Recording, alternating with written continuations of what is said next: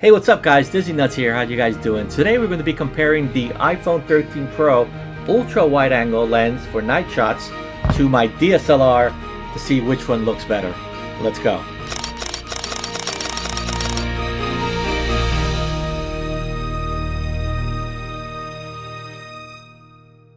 Okay, so let's go ahead and talk a little bit about these devices. Now, we all know that the iPhone 13 recently came out, and one of the coolest things that it has is actually the cameras. They've really upgraded them to some really amazing quality photos, to be honest with you.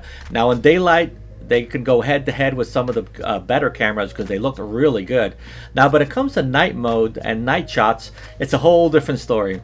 Now, when it comes to the iPhone, the night mode, what it does, it takes a bunch of photos and combines them, trying to be able to get that best quality photo. And it's doing a bunch of the stuff in the background, which is pretty cool.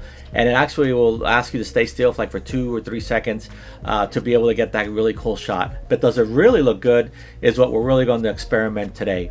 Now, on the camera side, we're going to be going head to head with my DSLR Canon R, and to be able to simulate the wide angle shot of the iPhone 13, we're going to be putting on a fisheye lens, which is the one that I found was the closest to be able to simulate that wide angle shot that the iPhone does.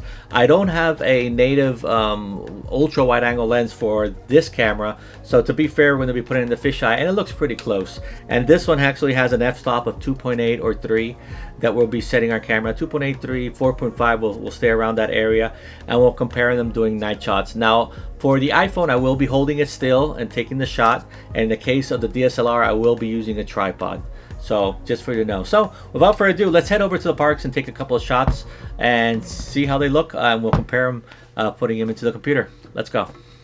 Okay, so let's go ahead and start with the first photo here that we took at Thunder Mountain, and the one here on the left is the one that I took on the camera, the iPhone, and the one on the right is the one I took with the DSLR. Now, to be honest with you, it doesn't look bad at all. A little bit maybe oversaturated on the red and stuff like that, but still pretty cool photo. Now, if we zoom in here, you'll see how stuff like the blue already starts getting all muddy, and you can't see much of the details like you can see here on the Canon R with the fisheye.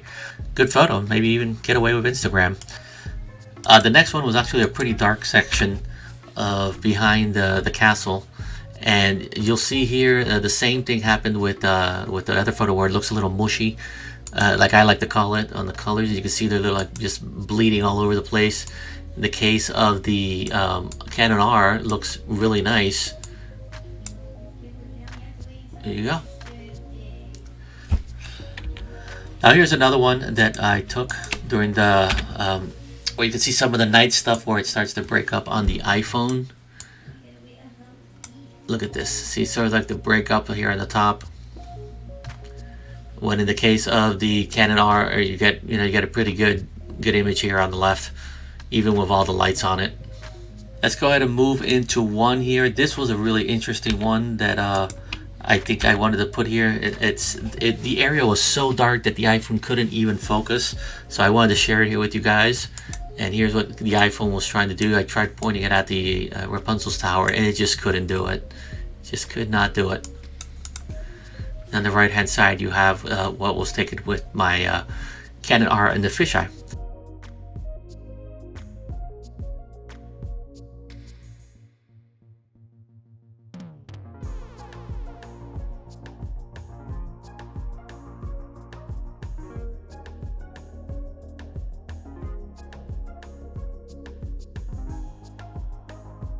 Pretty interesting results, right? I know.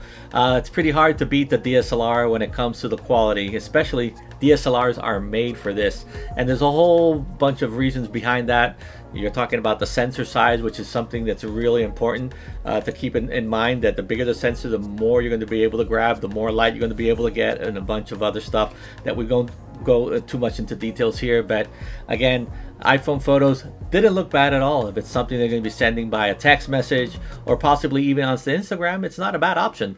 But for me, as a person who likes to take photos and talk about gear and stuff like that, I always will be using my DSLR to take these night shots around the park.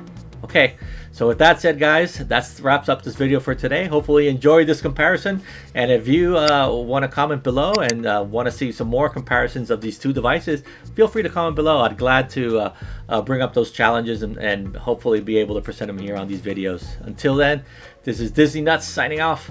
Stay awesome, guys. See ya. Bye.